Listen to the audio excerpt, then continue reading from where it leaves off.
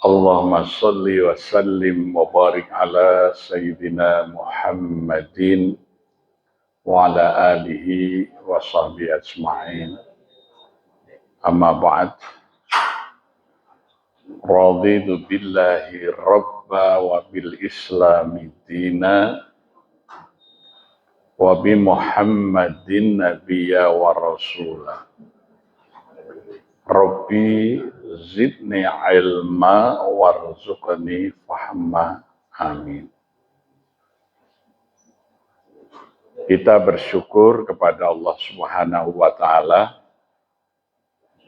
di waktu yang sangat baik, waktu asar ini kita dapat memanfaatkan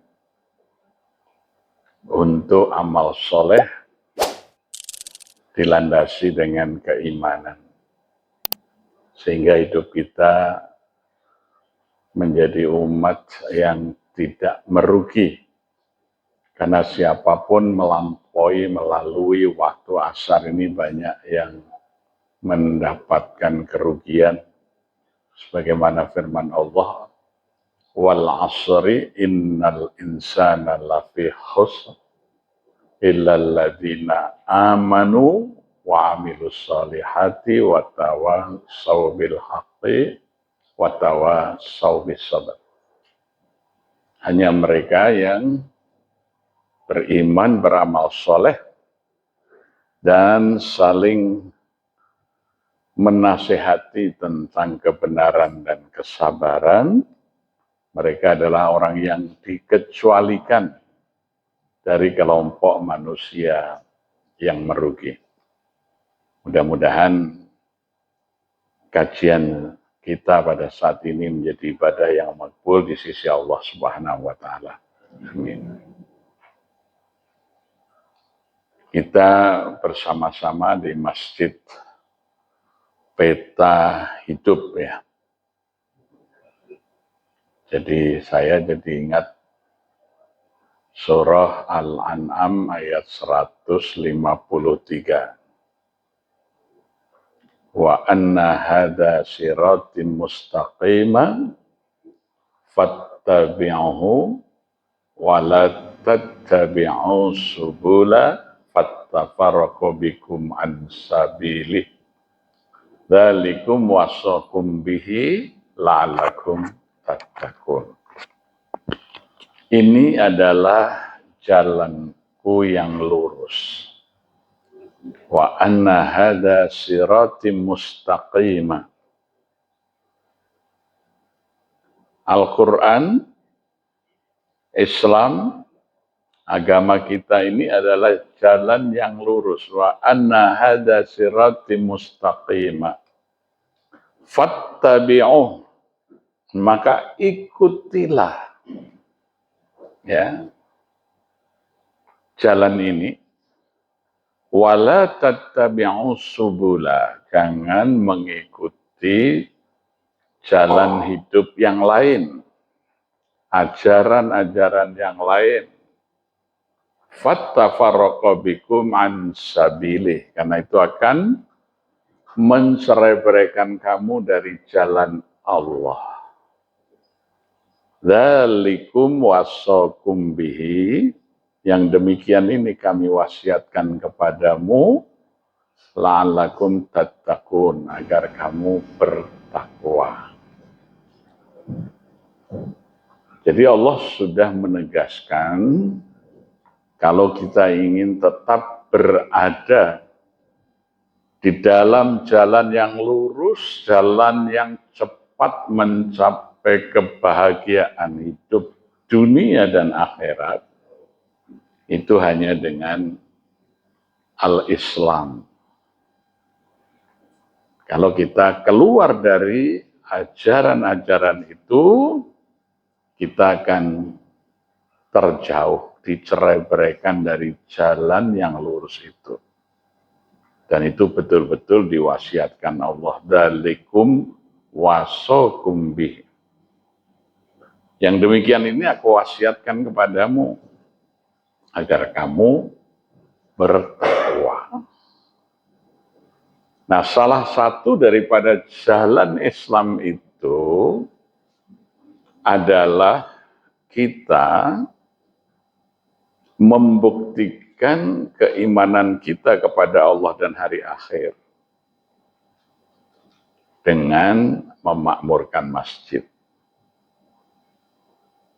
Di dalam surah At-Taubah ayat 18, Allah mencirikan, ya, innama ya'muru masajidallah man amana billahi wal yaumil akhir. Innama ini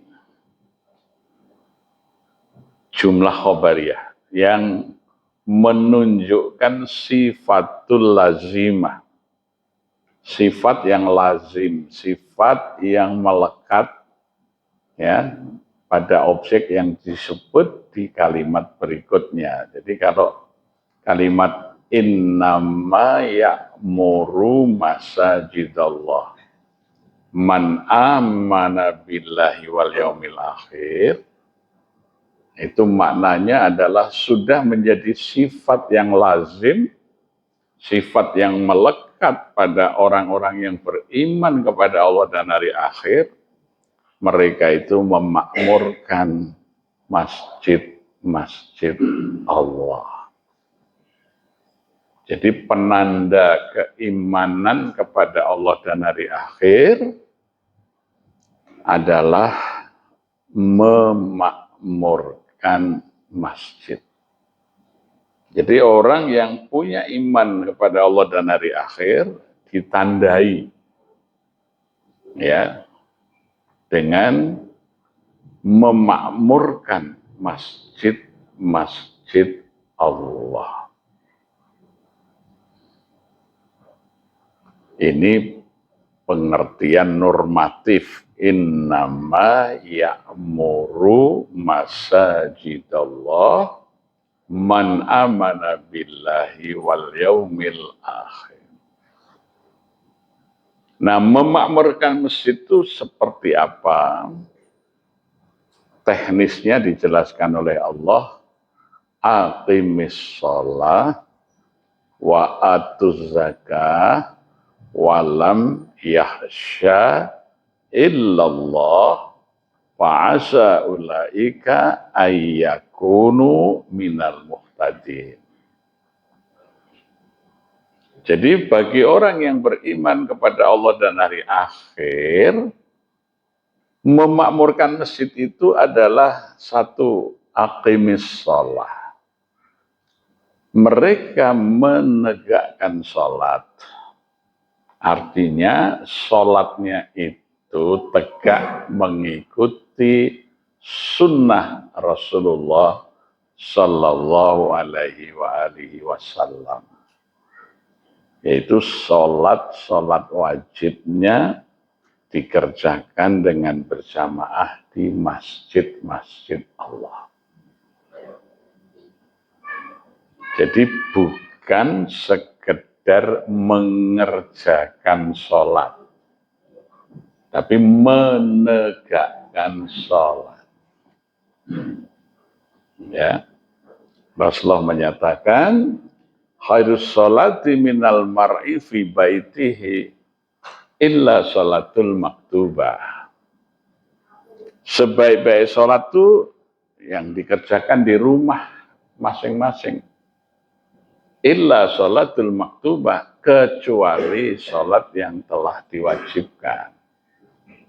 Jadi orang-orang yang beriman itu kalau sholat wajib di masjid berjamaah, sedangkan sholat-sholat sunat mereka dikerjakan di rumah mereka masing-masing.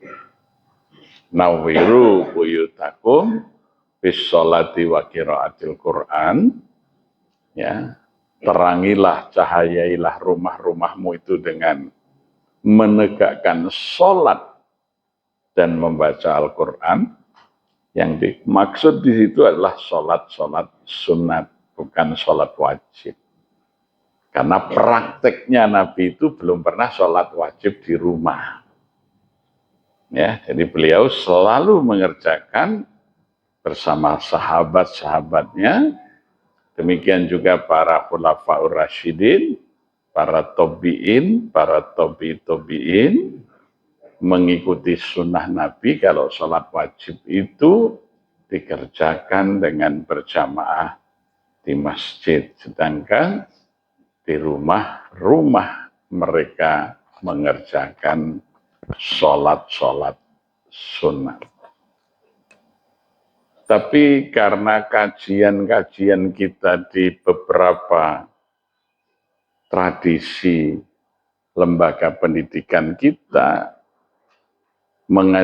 belajar dan mengajar Islam itu dimulai dari fikih, maka pendekatannya itu kemudian fikih, hukum Islam. Hukum Islam hanya mengenal 5, wajib, sunat, haram, makruh, dan mubah. Sehingga sholat berjamaah itu dilihat dari aspek hukumnya ini apa ini.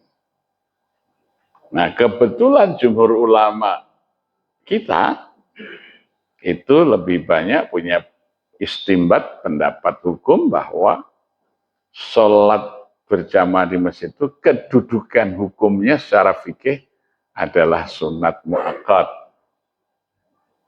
Dikerjakan dapat pahala, ditinggalkan tidak apa-apa. Gitu. Akhirnya banyak yang meninggalkan sholat berjamaah. Nah, itu pendekatan fikih. Ya, bukan sunnah, tapi dianggap sunat secara fikih.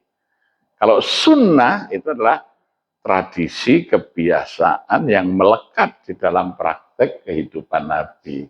Prakteknya Nabi itu selalu sholat berjamaah di masjid dalam sholat wajib. Nah, maka menegakkan sholat itu ya mengikuti sunnah Rasulullah Shallallahu Alaihi Wasallam, dikerjakan dengan berjamaah di masjid untuk sholat wajibnya, sehingga masjidnya menjadi makmur dengan banyaknya, penuhnya masjid-masjid dengan orang yang mengerjakan sholat berjamaah dalam sholat wajib. Ya, ini sunnah yang tegak, sunnatun qaimatun. Jadi ukuran memakmurkan masjid adalah bagaimana memberikan kesadaran kepada orang-orang yang mukmin agar mengerjakan sholat wajibnya itu mengikuti sunnah Rasul.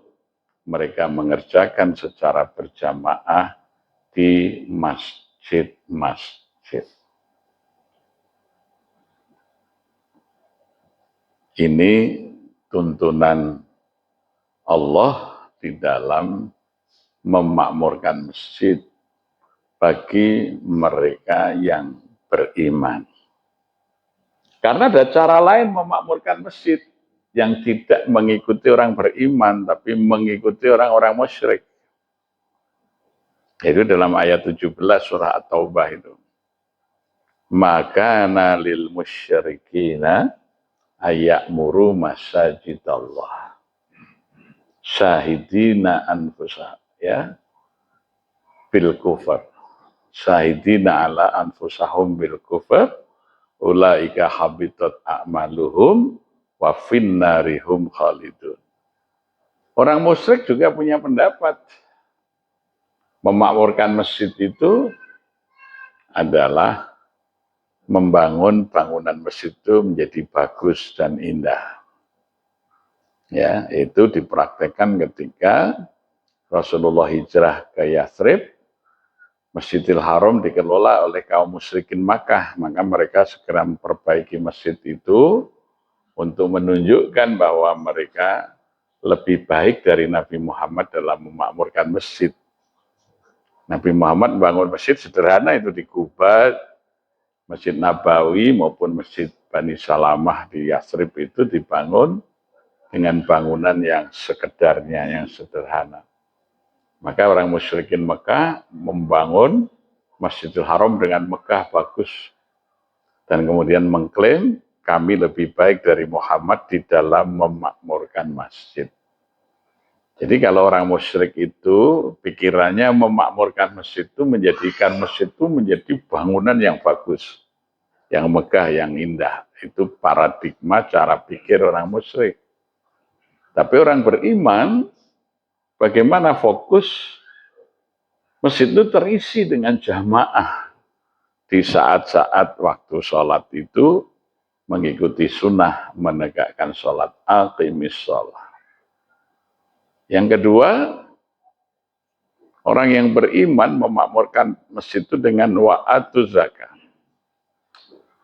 menunaikan zakat. Artinya bagaimana komunitas masjid yang selalu bertemu 5 waktu di dalam masjid itu, hidup mereka itu saling berjamaah, tolong menolong, sehingga kesejahteraan mereka meningkat, sehingga mereka kemudian menjadi para pembayar zakat. Wa'atu zakat. Ya. Jadi bagaimana mereka itu bersekutu, bekerja sama untuk saling mensejahterakan, sehingga mereka itu bisa memiliki daya ekonomi yang lebih baik, sehingga jamaahnya itu menjadi mampu atau memiliki kemampuan membayar zakat. Sehingga ukuran kemakmuran masjid itu di samping jamaahnya banyak, pembayar zakatnya banyak. Artinya tingkat kesejahteraan masyarakatnya itu ya dapat meningkat dengan keberadaannya masjid itu. Maka para pengurus masjid itu punya kewajiban ya memberdayakan ekonomi jamaahnya dengan kehidupan berjamaah sebagai modal kehidupan. Mereka saling tolong menolong, maka tumbuhlah sistem ekonomi yang kita kenal dengan ta'awun, tolong menolong, ta'awanu 'alal birri wat taqwa wala ta'awanu 'alal ismi wal 'udwan. Ya. Sehingga masjid itu kemudian menjadi tempat di mana harta-harta yang dimiliki oleh orang-orang kaya yang sudah lebih dari kebutuhan mereka berupa zakat, infak, sedekah, wakaf itu dihimpun, digunakan untuk membangun kesejahteraan melalui masjid. Maka masjid kemudian tidak sekedar menjadi baitullah, rumah Allah tempat hambanya menghadap, tapi masjid kemudian berfungsi sebagai baitul mal, rumah harta masyarakat. Sehingga zaman Nabi nggak ada bank, karena mereka yang butuh modal ke masjid. Modal usahanya dimodali dari masjid. Orang-orang miskin yang tidak bisa mencukupi kebutuhan pokoknya juga dicukupi dari baitul mal yang ada di masjid. Ya. Sehingga kehidupan masyarakat itu sangat lekat dengan masjid karena ya dari masjidlah mereka itu diberdayakan. Nah, jadi tidak dipisah antara kehidupan dunia dan kehidupan akhir.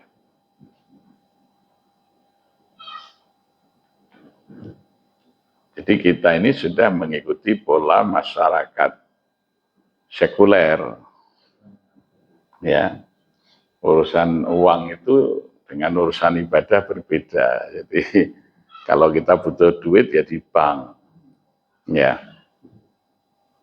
Kalau butuh bertemu Allah di masjid gitu ya. Jadi nah, sehingga terpisah, akhirnya banyak ahli masjid yang miskin.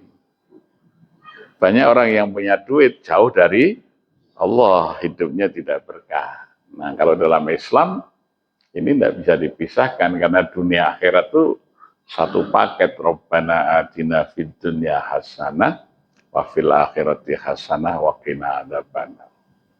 Nah, karena masjid itu berfungsi sebagai baitullah, baitul mal, maka tumbuhlah lingkungan masjid itu menjadi baitul muamalah. Jadi kalau orang ya mau bertransaksi itu ya janjiannya di masjid karena ngambil duitnya di masjid. Ya. Mereka sering bertemu, maka masjid itu selalu hidup menjadi pusat transaksi. Di sekitar masjid itu menjadi baitul muamalah. Maka kalau kita ke Madinah dari zaman Nabi dulu sampai hari ini, keluar dari pintu masjid ya pasar, mal, hotel, apa saja kebutuhan, mau beli emas ada, mau beli siwak ada, mau beli apa saja di sekitar masjid. Kalau kita ini pasarnya jauh dari masjid. Ya. Demikian juga ketika kemudian Rasulullah sudah menaklukkan Masjidil Haram, Kutub Mekah, fungsi Masjidil Haram pun menjadi baitul mal, juga menjadi baitul muamalah. Maka masjid itu begitu kita keluar dari pintu masjid sudah pasar. Ya. Hidup 24 jam. Kita mau tengah malam ke masjid ya lampunya terang benderang, terbuka gitu ya. Kalau kita malam hari masjidnya gelap. Ya. Coba kita pergi umroh haji lah ke Masjidil Haram. Itu masjid itu menjadi mercusuar. Ya. Yang lain bangunan, toko, semuanya sudah tutup. Tapi masjidnya masih buka. Karena masjid itu sebagai baitul muamalah. Ya. Sehingga akhirnya kaum muslimin itu tidak hanya bahagia akhiratnya, tapi dunianya mereka mengalami kemajuan, kesejahteraan, sehingga hanya dalam waktu singkat Islam sudah bisa menaklukkan, artinya bisa menjadi peradaban baru yang bisa menggusur adidaya Persia maupun Romawi. Ya. Jadi itu masa kejayaan. Kita ini kan baru punya keinginan revival, bangkit, supaya bisa meraih kembali masa-masa kejayaan itu. Tapi tidak akan bisa kalau sebab kejayaannya ditinggalkan. Sebab kejayaannya ya dimulai dari masjid yang hidup itu. Gitu. Difungsikannya masjid itu. Ya. Orang berbagai keahlian, kemampuan dimiliki, ya mereka berbagi ilmu pengetahuan juga di masjid. Maka Nabi tidak membangun madrasah, tidak membangun sekolah, tidak membangun kampus. Ya masjidnya itu tempat belajar. Universitas ya ada di masjid itu. Maka muncullah istilah masjid jami, al-jami'ah, masjid itu sebagai jami'ah, sebagai universitas. Makanya ceramah di masjid disebut kuliah. Kuliah subuh, kuliah maghrib. Kenapa? Karena dari kata kulun. Kulun itu artinya menyeluruh. Di masjid itu segala sesuatu dipelajari. Ya, jadi tidak fakultatif. Orang bisa belajar apa saja di masjid itu, zaman itu. Ya, maka pengetahuan pun, ilmu tumbuh berkembang dari masjid. Sehingga semua orang bisa menjadi pinter. Ya.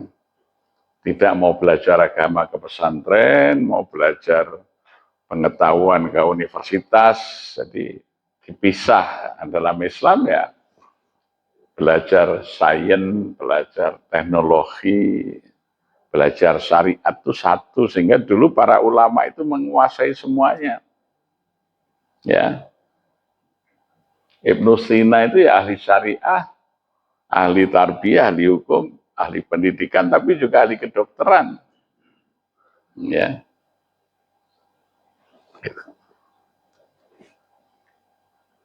Jadi pengembangan itu bukan pada pemisahan bangunan, tapi pada maksimalisasi fungsi-fungsi di dalam kehidupan. Itu semuanya tersentralisasi di masjid, sehingga ilmunya pun disujudkan kepada Allah, maka ilmunya menjadi berkah. Ya. Sekarang ini kampus banyak sekali, tapi manfaat ilmunya itu enggak ada. Contoh di Indonesia ini banyak sekali fakultas ekonomi. Ekonomi kita melemah terus, bukan makin kuat. Benar nggak? Loh, sekarang ini ahli ekonomi kita itu banyak sekali, doktornya banyak sekali. Mempertahankan nilai rupiah aja nggak bisa kok. Hari ini rupiah berapa? Saya waktu SD itu pegang uang serupiah itu sudah bisa beli macam-macam.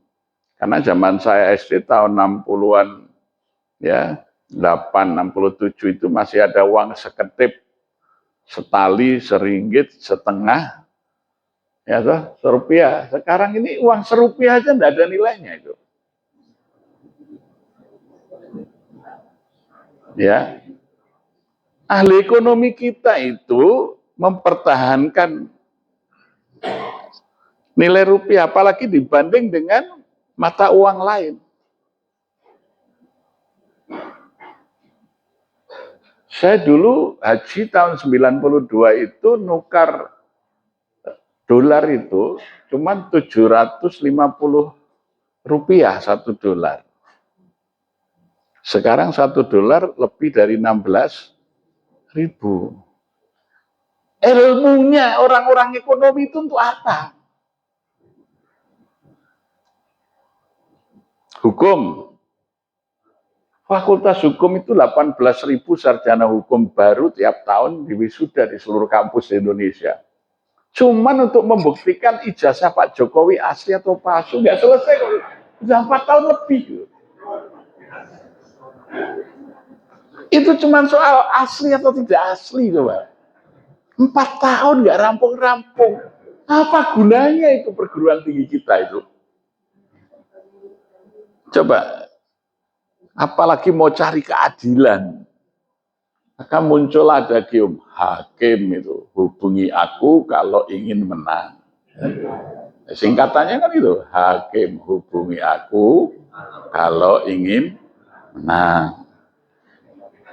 Ya, kasusnya seorang panitera yang nangani hukum di Indonesia ini kerja di Mahkamah Agung itu korupsinya hampir 1 triliun. Karena jual beli hukum. Mestinya semakin banyak ahli hukum, keadilan ini semakin mudah didapat. Jadi antara ilmu dan manfaat ilmu itu nyambung. Sekarang ini tidak. Sekarang coba dilihat, ya, fakultas dakwah misalnya di UIN, berapa yang jadi pendakwah? Sebagian besar pendakwah malah bukan lulusan fakultas dakwah. Ya, itu. Nah, jadi di sini ketika ada pemisahan, kesujudan itu tidak menjadi bagian dari pengetahuan. Jadi orang belajar ilmu, mestinya semakin tinggi ilmunya, semakin tunduk kepada Allah itu. Ya, diibaratkan seperti padi itu, semakin berisi, semakin menunduk. Ya. Maka kan jadi sangat ironi. Justru dua pusat moral yang seharusnya menjadi standar moral, Kementerian Pendidikan dan Kementerian Agama, malah menjadi sumber korupsi terbesar, gitu. Coba sekarang semua mantan menterinya masuk, sebentar lagi masuk penjara. Sekarang kena kasus korupsi, yang dikorupsi aja dana haji dan dana untuk pendidikan. Semestinya kan orang berpendidikan tuh malu melanggar hukum. Semakin ngerti ilmu, semakin jauh dari kejahatan. Nah, kalau kita ini justru yang jahat-jahat yang berilmu. Hilangnya barokah itu. Ya. Jadi yang melanggar hukum orang-orang yang ngerti hukum. Yang melanggar agama orang yang dalam tanda kutip berpengetahuan agama. Gitu. Ya. Semboyan aja kan di Kementerian Agama itu ikhlas beramal kan gitu. Jadi kan kasus haji ini menjadi sesuatu sekali. Betapa keberkahan ilmu itu menjadi tidak terekspresikan dalam lembaga keagamaan. Jadi ini semuanya ketika kesujudan itu semakin menipis. Ini relevan dengan hasil penelitian ya. Penelitian dari Monash University itu orang Islam Indonesia itu jumlahnya 240 juta, jadi Muslim ya, dari 285 juta penduduk Indonesia yang beragama Islam 240 juta. Itu yang sholat tertib 5 waktu itu baru 38%, belum ada separuhnya. Yang sering sholat berjamaah di masjid itu baru 7%. Yang sudah bisa rutin mengerjakan sholat berjamaah di masjid baru 2%.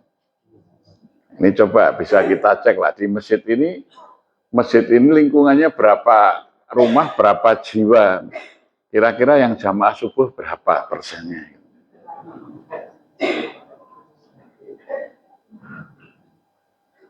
Nah, jadi kalau kita ingin menjadikan kehidupan kita kembali seperti zaman keemasan, zaman kejayaan, zaman kemuliaan ya agama, ya zaman Nabi, zaman para khulafaur rasyidin, para sahabat, para tabi'in, Islam mencapai puncak kejayaan, masjid itu terisi penuh di mana-mana.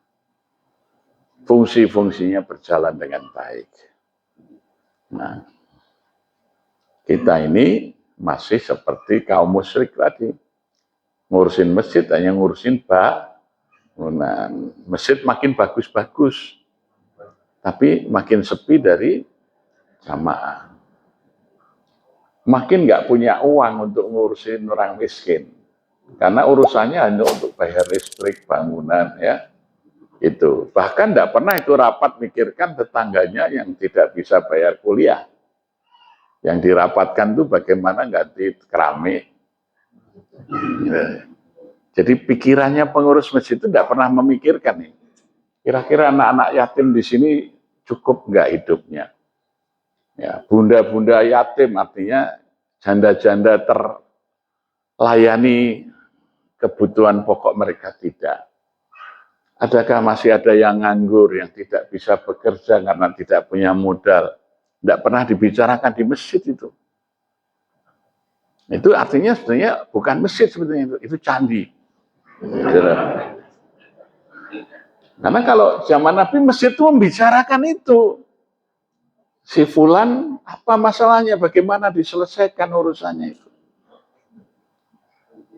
Bukan urusan ganti karpet, bukan, itu hal yang lain. Tapi prioritasnya itu bagaimana masyarakat kita itu bisa hidup sejahtera, bagaimana mereka kemudian bisa menjadi pembayar zakat itu. Ya. Jadi urusan masjid itu urusan umat, bukan urusan bangunan. Maka kemudian yang ketiga, walam yahsya ilallah. Maka kalau sholatnya tegak, ekonominya kuat, umat Islam itu akan memiliki keberanian. Karena mereka tidak ada yang ditakuti lagi kecuali hanya Allah. Walam yahsya illallah. Sekarang umat Islam itu di mana-mana takut. Ya. Negara-negara Islam pun menjadi negara yang takut kepada negara yang menganiaya sesama Muslim. Ya, kita bisa lihat bagaimana aniayanya Israel terhadap Palestina. Ya, mereka juga bisa menyerang negara Muslim lain kayak Qatar dan lain sebagainya. Tapi tidak segera ada aksi dari negara-negara Islam itu untuk melakukan penyerangan balasan. Ya, sepertinya umat Islam memiliki ketakutan yang sangat besar dalam kehidupan ini. Ya. Nah, semua itu hanya bisa dipulihkan ketika kita memulihkan fungsi masjid itu. Ya, harus kembali menjadi Baitullah, Baitul Mal, Baitul Muamalah, Baitul Tarbiyah, dan bahkan masjid itu mengirim misi-misi dakwah, menemui raja-raja untuk diajak masuk Islam, didakwai oleh Rasulullah. Ya. Rasulullah itu ya dari masjid mengirim surat ke raja-raja, ke gubernur-gubernur, ya, untuk mereka mau menerima misi keislaman. Jadi masjid sebagai pusat dakwah. Jadi kalau kita ingin bangkit harus dimulai dari sini, dimulai dari kita kembali ke masjid, memfungsikan minimal masjid sebagai pilar, ya, pilar kekuatan umat. Yang pertama sebagai Baitullah, dua sebagai Baitul Mal, tiga sebagai Baitul Muamalah, empat sebagai Baitul Tarbiyah, lima sebagai Baitul Dakwah. Saya kira ini ya yang dapat saya sampaikan pada sore hari ini. Kalau masih ada waktu kita bisa berdiskusi, berdialog, bertukar pengalaman, ya. Mudah-mudahan ada manfaatnya. Terima kasih Ustadz Faizar beserta keluarga yang sudah ya memberi kesempatan kami untuk silaturahim singgah di sini, ya, dalam safari kami ke Masjid Muhajirin di Purbalingga. Ya, karena acara kami besok di Purbalingga itu untuk menyerahkan mobil operasional bagi kelompok umum mahjan, kelompok teman-teman yang punya aktivitas bersih-bersih masjid di Purbalingga. Ya, ketika jambore bersih-bersih masjid 2 bulan yang lalu menyampaikan problema mereka karena mereka belum punya mobil untuk operasional. Mereka sudah berusaha menabung, nggak pernah dapat gitu. Nah, alhamdulillah kemudian kita bantu, ya. Nah, besok itu kita akan serahkan bantuan mobil untuk operasional bersih-bersih masjid di Purbalingga kepada kelompok relawan bersih-bersih masjid Ummu Mahjan. Nah, dalam perjalanan ini kami silaturahim. Tadi pertama singgah di Seruweng di tempatnya Pak Agus itu, ya, rumah makan Yunani 19. Kemudian yang kedua ke Ustadz Faizar ini. Biasanya lewat sini kalau beli durian bawor aja. Terima kasih. Assalamualaikum warahmatullahi wabarakatuh. Soal dana ya. Jadi dana itu akan datang ketika kita sudah melakukan aktivitas.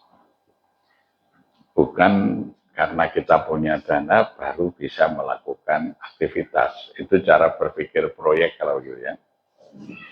Jadi kalau masjid itu dimulai dari aktivitas, baru nanti akan muncul dana. Kalau proyek ada dana, baru aktivitas. Ini ada uangnya, baru dikerjakan. Ya, saya tahun 95 jadi ketua umum Takmir Masjid Jogokarian. Waktu serah terima itu 0 rupiah. Tidak ada catatannya, juga tidak ada saldo dari pengurus sebelumnya. Tapi alhamdulillah juga tidak ada utang. Ya. Waktu itu sumber keuangan masjid cuma satu, infak. Dan infaknya baru infak Jumat itu 1 tahun itu hanya 8.640.000. Karena rata-rata infak Jumat itu hanya 180.000 per Jumat. Kemudian saya hitung yang datang Jumatan itu. Lebih kurang 600 orang.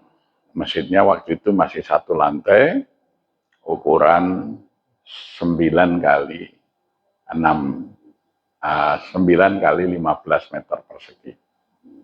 Ya, jadi 9 kali 9 itu bangunan intinya, terus selambinya 6 kali 9. Jadi 15 kali 9 meter persegi.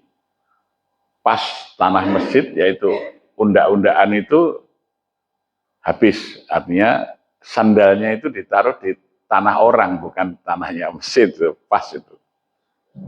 Ya. Sementara waktu itu biaya untuk masjid 1 tahun itu 43.200.000. Ya. Tapi uangnya masuk hanya 8.640.000. Nah, bagaimana kami mulai? Satu, membangun pemahaman pada masyarakat tentang biaya operasional masjid itu. 43.200.000 itu untuk apa saja? Waktu itu bayar listrik hanya 250.000 karena listriknya masih ya sekitar 1.000 watt waktu itu. Kemudian bayar air PDAM itu 35.000. Waktu itu merebutnya cuma 1, kita berikan honor 475.000 sebulan.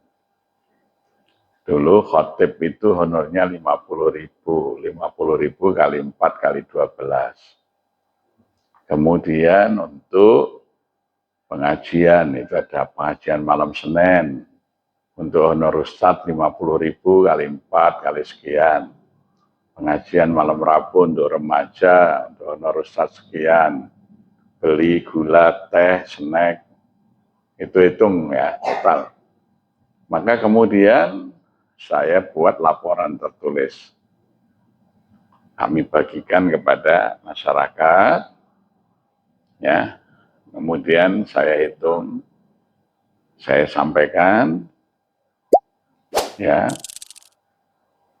1 kali Jumat per orang itu biaya ibadah di masjid itu 1.500.000 rupiah. Artinya per hari per orang itu butuh biaya 200 rupiah. Karena 43.200.000 dibagi 12 bulan, dibagi 4 pekan, dibagi 600 orang. Ketemu 1.500 rupiah per pekan, dibagi 7 hari. Berarti satu hari itu biaya per orang untuk aktivitas masjid itu 200 rupiah. Ya, maka kita sampaikan kepada jamaah, kira-kira kalau sehari membantu masjid 200 rupiah sanggup enggak? Ya kan ringan itu, cuma 200 rupiah. 200 rupiah kali 600 berapa? Kan itu ya sudah. Nah, maka kemudian saya buat seruan namanya jadilah jamaah mandiri. Jadi kalau Anda mau berinfak Rp1.500 per pekan, Anda jamaah mandiri. Anda sudah bayar air sendiri, bayar listrik sendiri, bayar honor penceramah sendiri, bayar hotspot sendiri. Jika infak Anda lebih dari Rp1.500 per pekan, Anda telah membantu jamaah yang lain. Dan jika infak Anda kurang dari Rp1.500, berarti ibadah Anda di masjid itu masih disubsidi orang lain. Ya. Karena yang bayar listrik orang lain, yang bayar air orang lain. Ya. Ternyata dengan edukasi sederhana seperti itu, Jumat yang biasanya 180.000, Jumat berikutnya jadi 600.000 naik. Naik lagi, meningkat. Nah, ketika meningkat itu langsung kita manfaatkan untuk peningkatan pelayanan. Apa? Jumatan kita kasih minuman. Ya, waktu itu stop buah, beli nanas atau beli jambu buat stop ya. Nanti Jumatan itu habis Jumatan minum. Nah, kita tingkatkan, perolehan meningkat lagi, habis Jumatan makan, sediakan makan siang. Nah, orang ada peningkatan nih, peningkatan pendapatan, peningkatan pelayanan. Yaitu, jadi ada aksi, ada narasi. Narasinya laporan tadi. Ternyata menimbulkan donasi. Jadi aksi, narasi, donasi.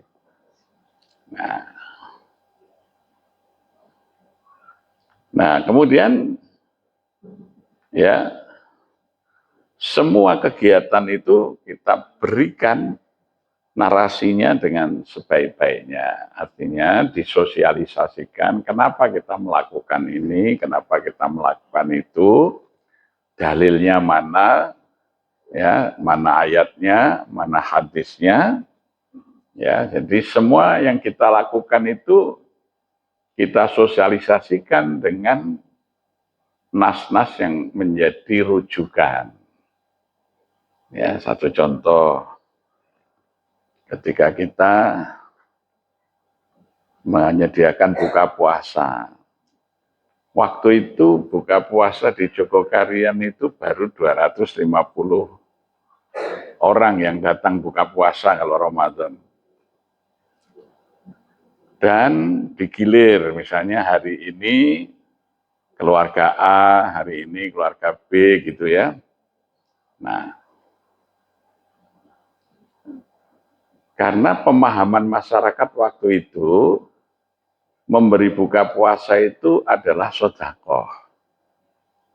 Maka konsekuensinya adalah karena itu sedekah, maka pikiran kita itu memberi itu ya sekedarnya, cuma sedekah kok. Tidak harus makan, tidak harus enak gitu ya. Sedekah kan. Kemudian orang-orang yang kaya, yang mampu, tidak mau ke masjid makan buka puasa. Loh, itu kan sedekah, bukan hak saya, itu hanya orang miskin.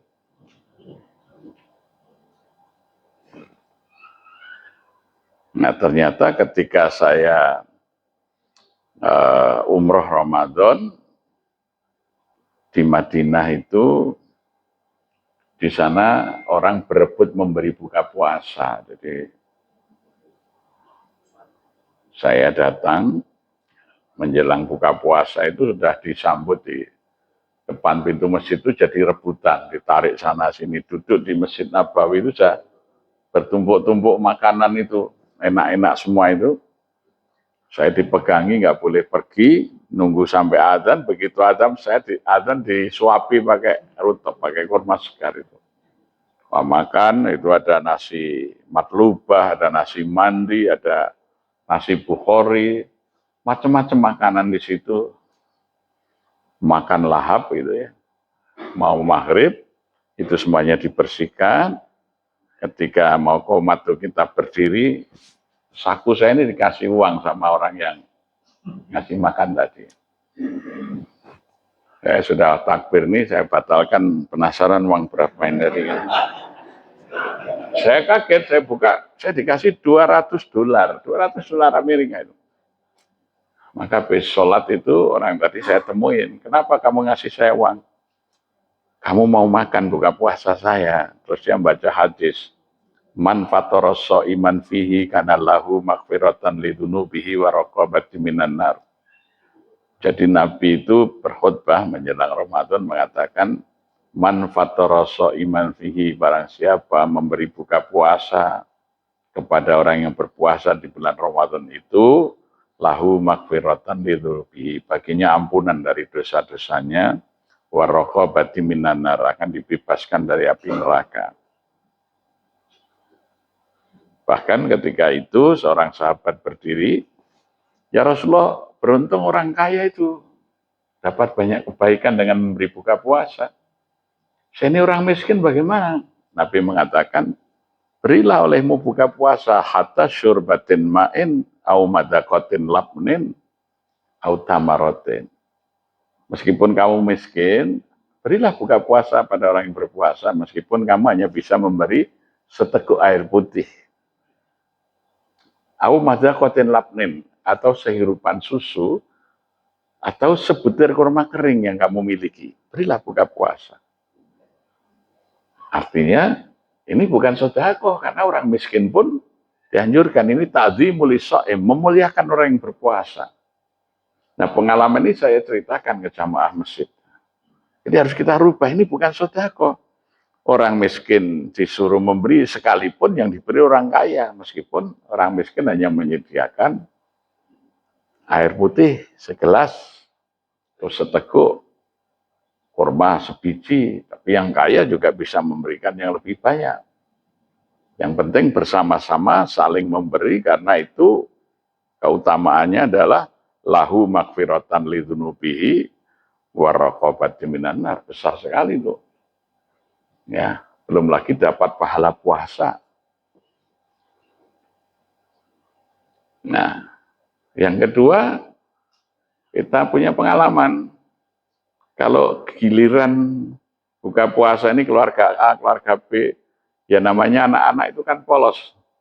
Ini giliran siapa? Keluarga fulan. Wah, itu kikir, itu nanti nggak enak. Akhirnya kalau pas giliran yang mengirim takjil itu, yang datang sedikit. Ya, kalau keluarga ini, wah besok enak ini, mesti takjilnya yang gilir tempat itu. Itu sudah orang berbuat baik, masih ada efek negatifnya. Sekarang kita rubah supaya tidak kelihatan vice ya. Ya hitung aja per porsi. Waktu itu kita mulai satu porsi Rp8.000. Itu sudah nasi, lauk yang enak ini. Nah, ternyata setelah seperti itu mulai naik 500, 1000, sekarang sudah 4.000 sampai 5.000 piring per hari. Jadi narasinya itu penting sekali. Ya. Jadi kalau hanya dianggap sedekah, ya pasti akan begitu terus. Kenapa? Orang memberi sekedarnya, yang datang orang yang merasa tidak mampu, yang mampu tidak akan mau makan di masjid. Kalau Jawa Karian yang datang orang kaya pun akan makan di masjid karena paham bahwa itu bukan sedekah. Ini lebih utama dari sedekah karena ini ta'dzimul shaim, memuliakan orang yang berpuasa. Makanya kan ada spanduk-spanduk itu kan, hormatilah orang yang berpuasa. Salah satu cara menghormati, memuliakan ya memberi buka puasa, salah satu bentuk penghormatannya kan gitu. Ini bukan sedekah gitu. Kalau sedekah itu seakan-akan yang memberi itu orang yang punya harta lebih kepada orang yang miskin. Kalau menghormati, ya siapa saja bisa diberi, siapa saja bisa memberi. Jadi merubah narasi. Ya. Nah, ini berkaitan juga dengan pertanyaan yang ketiga tadi. Dakwah itu narasinya seperti apa? Kalau narasinya sholat wajib itu adalah sunat hukumnya, ya sunat kok ya dikerjakan pahala. Kalau enggak kan juga enggak apa-apa. Jadi narasinya adalah kita ini mengikuti sunnah Nabi. Karena siapa mengikuti sunnah Nabi itu akan dicintai Allah dan diampuni dosa-dosanya.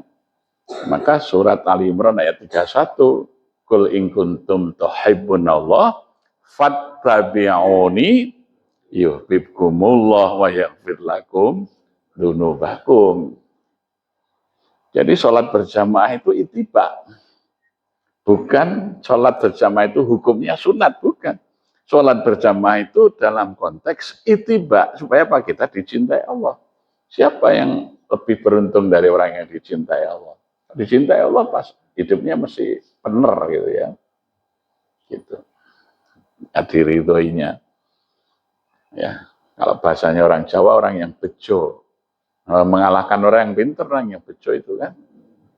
Itu makanya adzannya itu hayya alal falah, ayo jadi orang yang beruntung, tidak ayo jadi orang pintar kan. Seruan adzan itu kan hayya alal sholah, hayya alal falah. Ayo sholat berjamaah di masjid supaya kamu hidup beruntung. Jadi kalau ingin beruntung ya harus sholat berjamaah. Dengan sholat berjamaah itu akan menjadi muflihin, orang yang beruntung. Nah, orang yang beruntung itu ya tibane kebenaran gitu ya. Karena dia dicintai Allah, dia akan dapat keberuntungan. Faulaika humul muflihun. Maka seruannya hayya 'alas shalah, hayya 'alal falah. Efek daripada menegakkan sholat berjamaah itu adalah hidup yang beruntung. Nah, orang itu hidup mencari keberuntungan.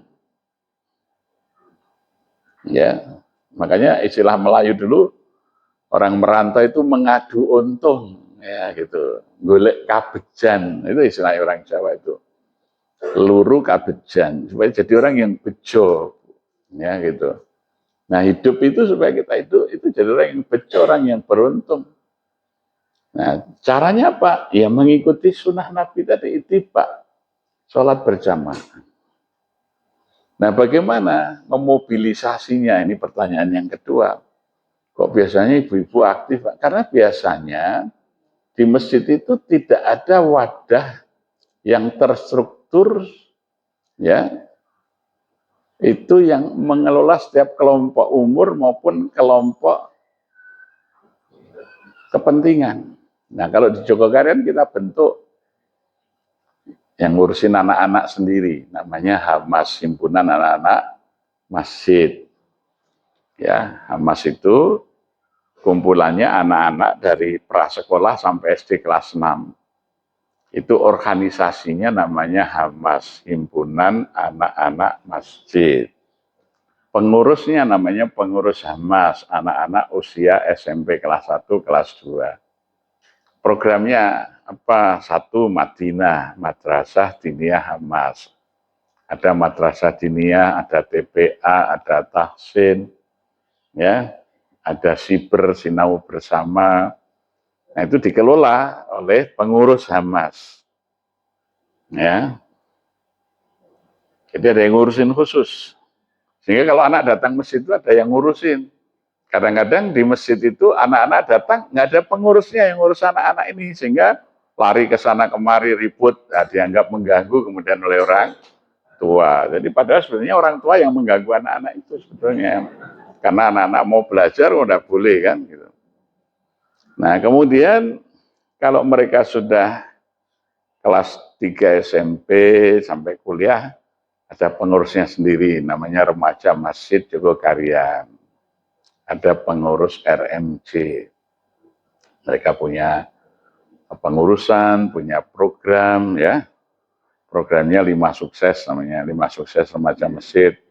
Sukses studi, sukses ekonomi, sukses organisasi, sukses sosial, sukses ukhrawi.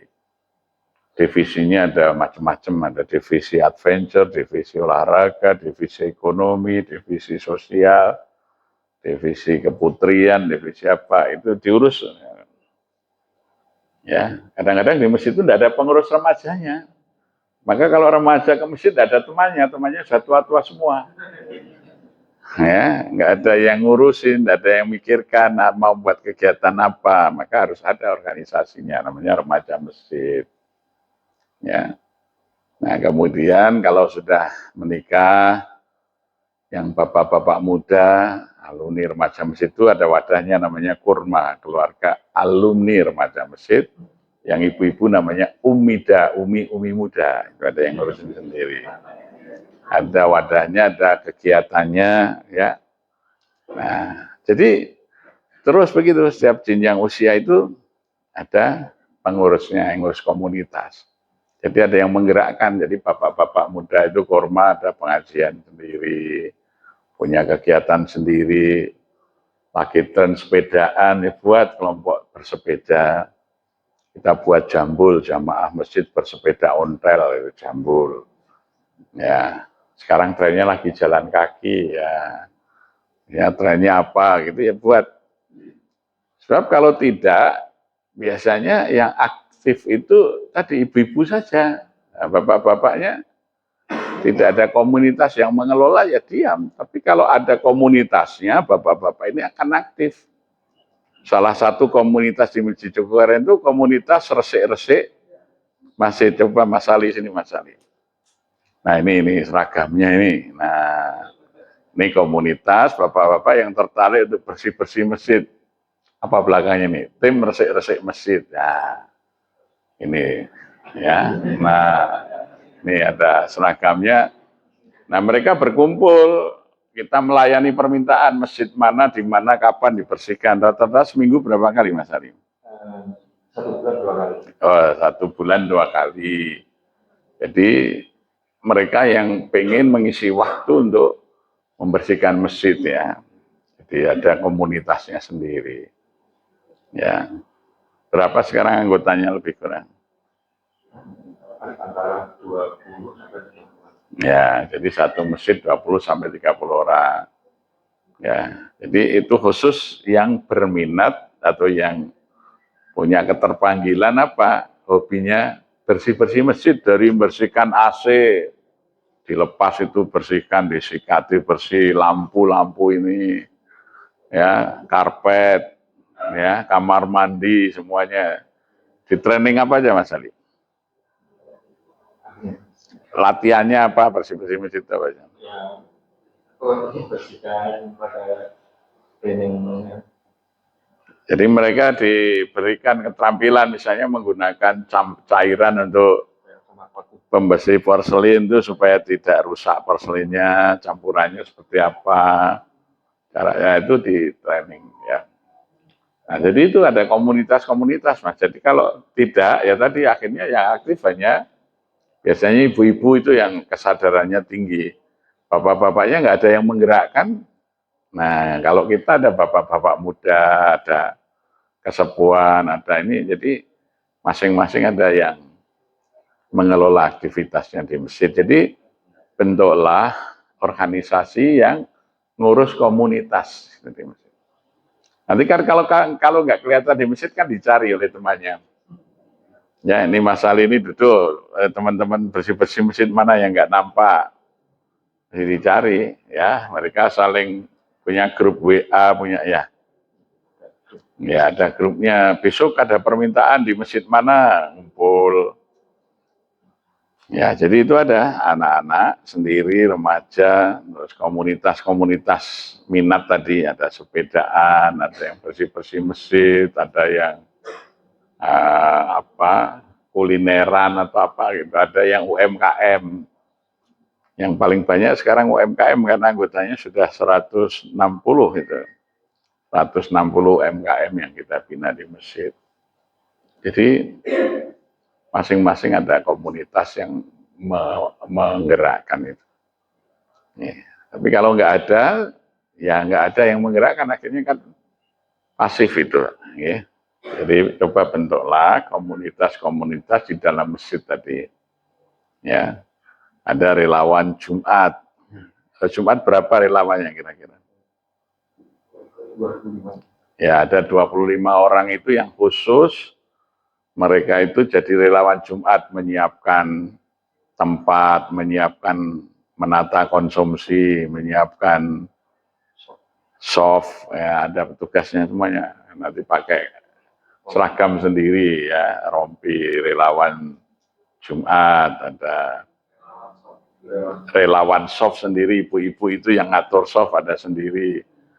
Nah, jadi seneng orang itu punya organisasi itu ya.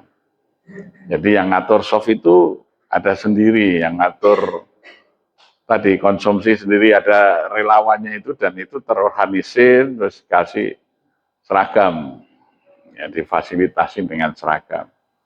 Mereka kan seneng ya itu jadi ada identitasnya sebagai tim apa gitu. Ya. Kenapa? Oh ya, jadi ada tim yang ngurus lansia dan pralansia. Jadi ada ya, ya dikelola oleh Forum Keluarga Sakinah ya. Jadi itu ada komunitas-komunitasnya Mas. Jadi ya, itu jadi ada organisasi di bawah takmir masjid yang mengelola komunitas-komunitas itu. Dan difasilitasi oleh masjid anggarannya, jadi misalnya buat seragam ini ya dibuatkan gitu ya.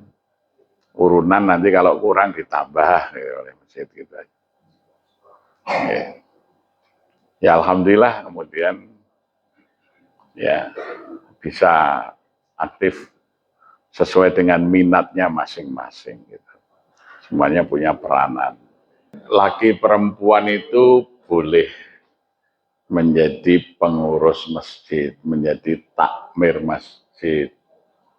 Bahkan dulu Masjidil Aqsa itu punya pelayan masjid namanya Muharrar. Saya itu Maryam binti Imran, ya ibunya Nabi Isa itu kan dia menjadi pelayan jamaah masjid. Ya, jadi Maryam itu tinggalnya di masjid malah, ya, karena melayani orang-orang yang beribadah di masjid, membantu Nabi Zakaria, ya itu. Dan Allah yang mencukupi semua kebutuhan Maryam. Sampai-sampai Nabi Zakaria itu kalau masuk ke kamarnya Maryam itu ditemukan kok banyak makanan yang tidak ada di situ. Dari mana? Maka Maryam menjawab hadza min fadli rabbi kan gitu ya. Nah, jadi Maryam itu contoh pelayan jamaah masjid. Jadi dia ngurusin masjid. Itu Masjid Al-Aqsa. Ya. Kemudian yang kedua ya Nabi Shallallahu Alaihi Wasallam itu menjadikan masjid itu tempat semua umat, tidak hanya golongan, ya, tapi juga semua suku bangsa, sehingga di Masjid Nabawi itu di sufahnya itu yang tinggal ada Bilal bin Rohbah, orang Ethiopia, kulit hitam. Ya, ada Salman Al-Farisi, orang dari Persia yang merantau ke Madinah, tidak ada keluarga, tinggal di masjid itu. Ada yang datang dari Ghifar, Abidar Al-Ghifari, ya. Jadi bahkan disediakan tempat di situ. Jadi masjid yang dituntunkan Rasulullah tidak boleh eksklusif. Masjid yang eksklusif itu tidak sesuai tuntunan Rasulullah SAW. Masjid itu harus siapa saja boleh masuk, boleh keluar. Faman dakhalahu kana aminan. Masjidil Haram itu yang kunut, yang tidak kunut, semuanya boleh di situ. Bahkan orang yang dianggap oleh orang-orang Makkah yang berkuasa atas Masjidil Haram dianggap sesat, Syiah itu kan boleh itu. Orang-orang Iran itu berhaji boleh, meskipun pendapat ulama-ulama Saudi Syiah itu sesat, tapi tidak dilarang mereka beribadah di Masjidil Haram, di Masjid Nabawi. Meskipun menurut Kementerian Agamanya Saudi, Syiah itu sesat. Itu pun dibuka, bebas. Demikian juga Masjid Nabawi. Ya. Hatta yang berjamaah di situ diketahui beda alirannya. Semuanya dibuka itu. Karena memang seperti itu masjid. Ya.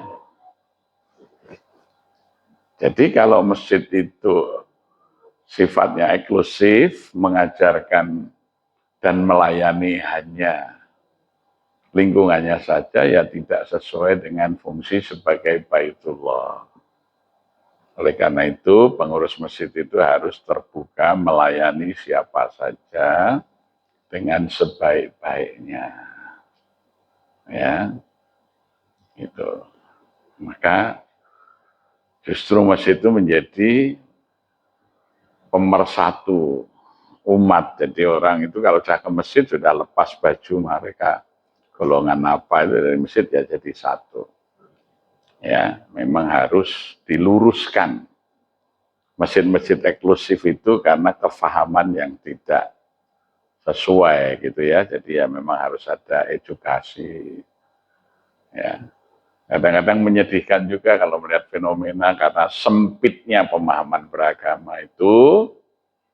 Sini mendirikan masjid karena nggak cocok cuman kunut atau tidak kunut terus buat sendiri masjid berdekatan. Itu sebenarnya nggak boleh.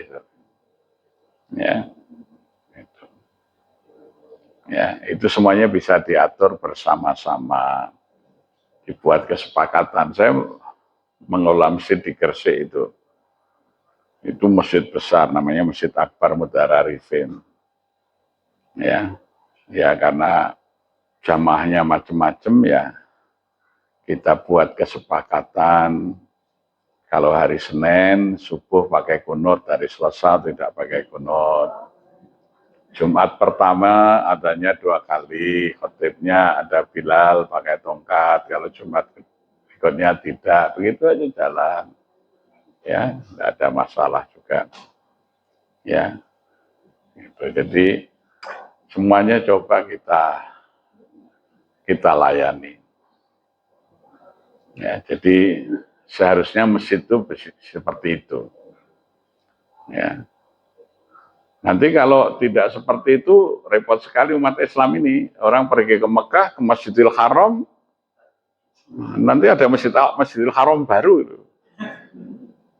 Ini Masjidil Haram yang pakai kunut, ini Masjidil Haram yang tidak pakai kunut.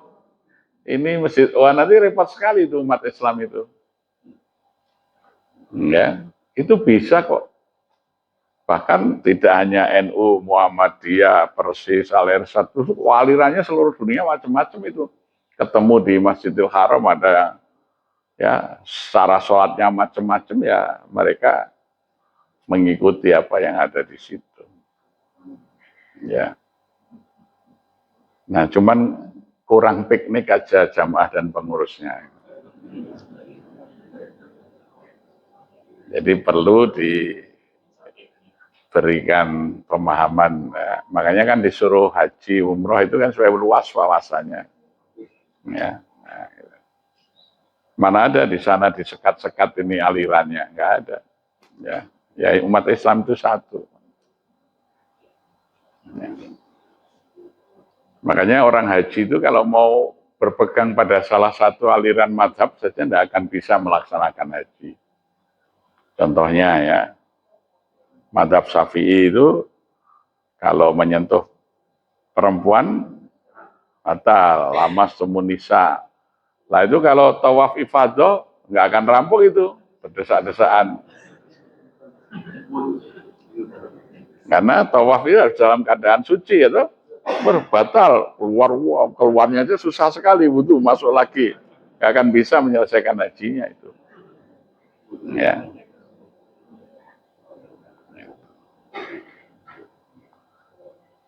Jadi itu yang harus dilakukan adalah pemahaman agama yang terbuka. Ya. Jadi memang harus ada edukasi. Sekarang ini alhamdulillah saya kemarin ke Malang di beberapa masjid perumahan itu menarik.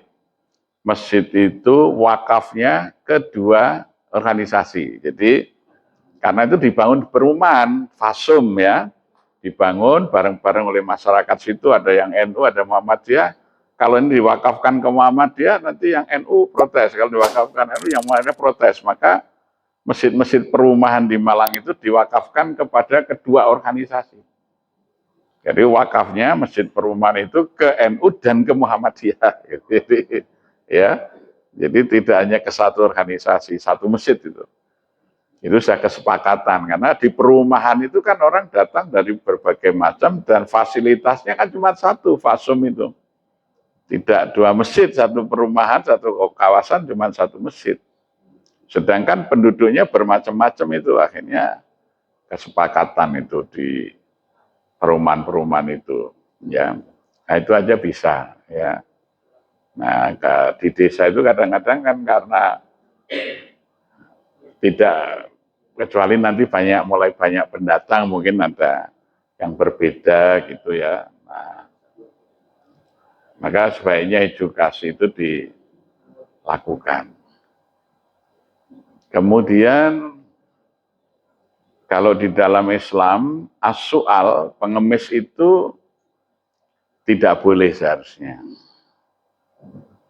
Ya, tetapi diurus oleh masyarakat. Maka seharusnya orang itu ya di negeri kita pun seharusnya kan itu tanggung jawab pemerintah ya.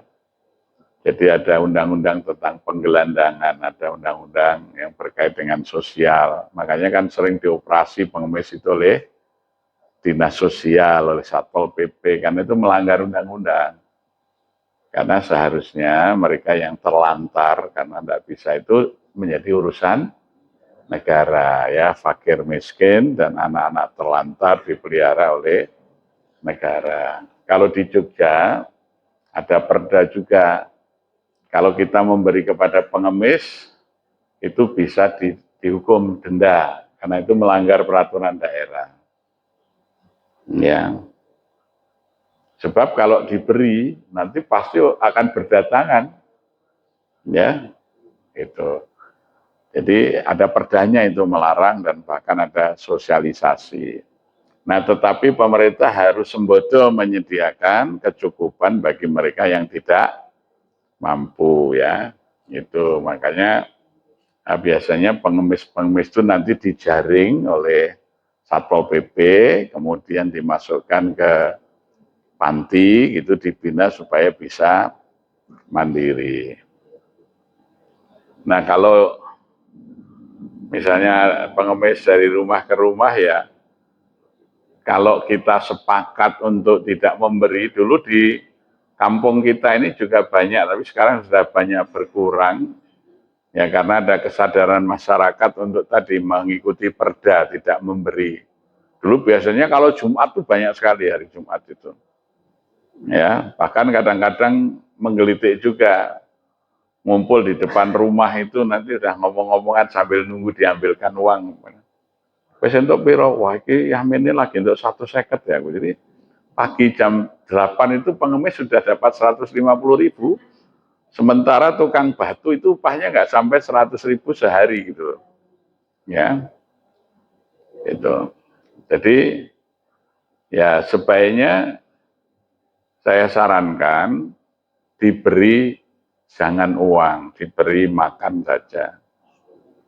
Ya, jadi kalau ibu ada siapin bungkus pagi ya, uang untuk sarapan pagi kasih. Karena dia minta untuk apa? Untuk makan ini. Kalau minta untuk yang lain, sebab kalau itu nanti ya akan banyak. Karena harus ada edukasi kepada masyarakat. Ya, jadi pengemis itu ya as-su'al itu termasuk hal yang tercela di dalam Islam. Ya, maka tidak boleh orang meminta-minta itu, ya, maka harus ada tadi yang bertanggung jawab. Jadi misalnya asalnya dari kampung mana, nah semestinya bagaimana di kampung itu diberdayakan supaya dia tidak kemudian keluar dari kampung untuk pengemis gitu ya. Nah masjid itu sebenarnya lah ngurusin itu, ya. Jangan sampai ada warganya yang jadi pengemis. Ya. Jadi itu kalau soal mau memberi ikhlas atau tidak ikhlas itu ya Tidak ada masalah ya, memberi itu kalau ikhlas ya dapat pahala, tidak ikhlas ya tidak. Tetapi kalau kita memberi tapi tidak edukatif, itu justru menimbulkan madorot. Karena nanti menjadikan orang menjadi malas bekerja, meminta-minta. Tapi sebaiknya mereka ini kalau masih memungkinkan, termasuk misalnya cacat itu kan sekarang kaum disabel itu mendapatkan afirmatif khusus dari pemerintah. Ya, jadi ada bantuan-bantuan tertentu pada penyandang-penyandang cacat tertentu. Jadi maka itu diurus oleh dinas sosial. Ya, jadi sebaiknya ada kerjasama masyarakat dengan ada PSM nggak? Kalau di desa ada PSM ya, pekerja sosial masyarakat itu. Ya, mungkin bisa dilaporkan supaya bisa tertangani gitu. Ya, saya kebetulan banyak bekerja sama dengan dinas sosial di dalam berbagai program itu. Ya, jadi sudah banyak di Jogja itu karena Perda mengatur sehingga sekarang sudah tidak seperti dulu. Kalau dulu itu apalagi hari Jumat tuh pengemis banyak sekali tuh, bisa sampai 100 orang satu rumah itu bergantian aja kalau pagi. Sekarang ini sudah nggak ada karena ada rahasia. Ya, jadi yang diberi sanksi tidak hanya pengemisnya, termasuk yang memberi. Jadi yang memberi itu kalau ketahuan juga itu melanggar peraturan daerah. Jadi kalau memberi dianjurkan tidak memberikan berupa uang, disuruh memberi berupa makanan.